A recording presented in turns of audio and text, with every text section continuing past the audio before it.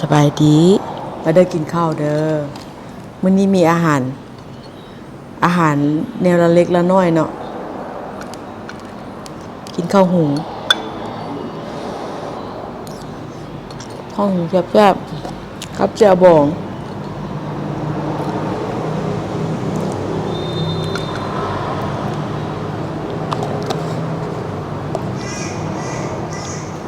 ปลาน้อยหอมๆข้าวเจ้าหอมควันมีหม่ำพร้อมมะเขือหน่อไม้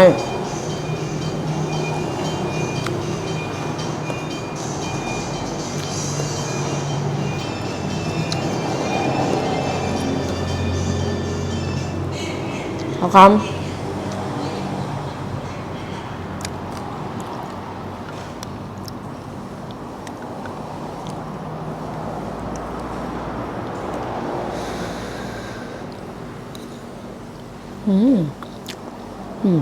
ครับ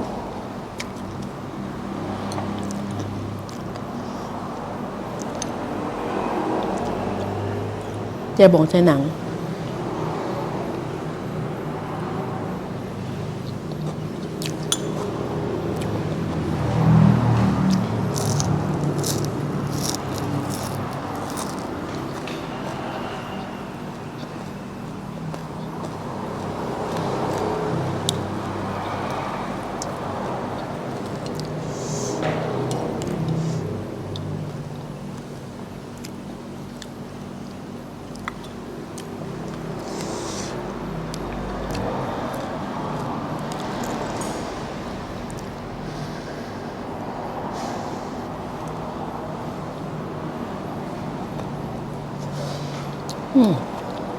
ครับ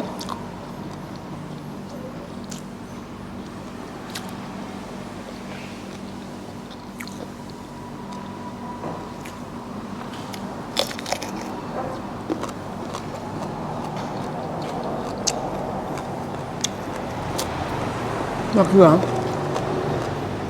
กับแจ่วบอง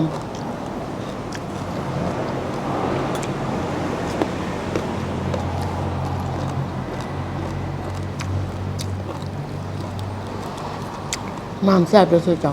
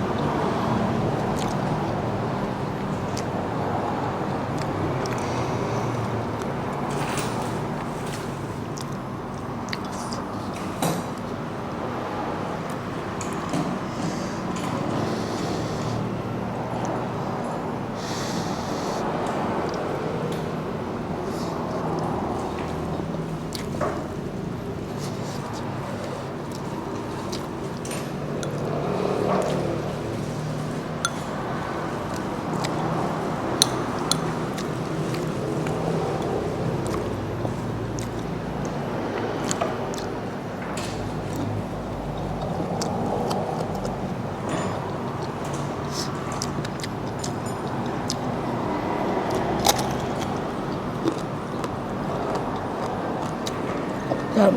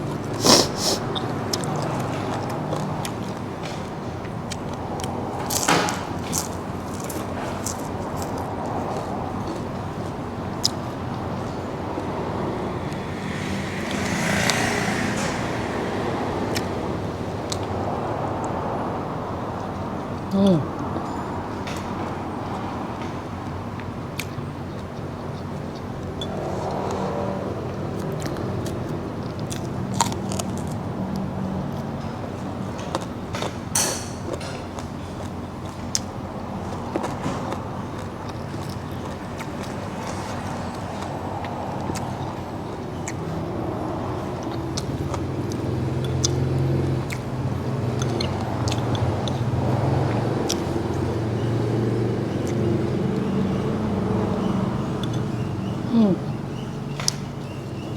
ครับเหรอ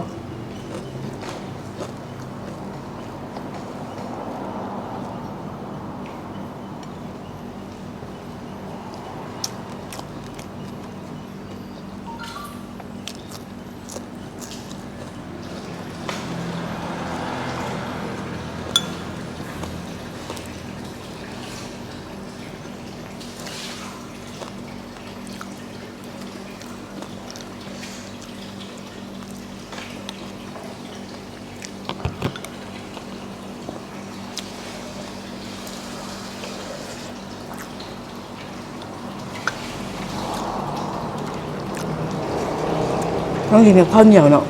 มันจังแซ่บเนาะคุณจีว่าแล้วแต่ว่ามื้อนี้รู้สึกว่าแน่นท้องก็เลยกินกับข้าวเจ้า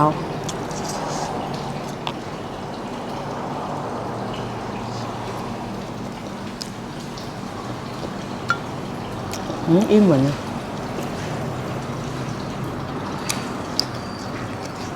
ข้าวบุ้มมด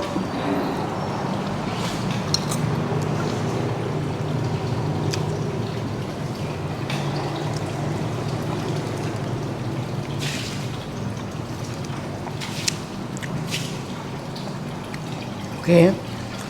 คลิปนี้ก็เป็นนาทีแล้วเนาะขอบใจนะผู้ติดตามทุกคนที่ติดตามกดไลค์กดแชร์กดกระดิ่งขอให้ทุกคนมีแต่ความสุขความเจริญเนาะนอนหลับให้ได้เงินหมื่นนอนตื่นให้ได้เงินแสนเด้อบายบายฮักทุกคนเด้อ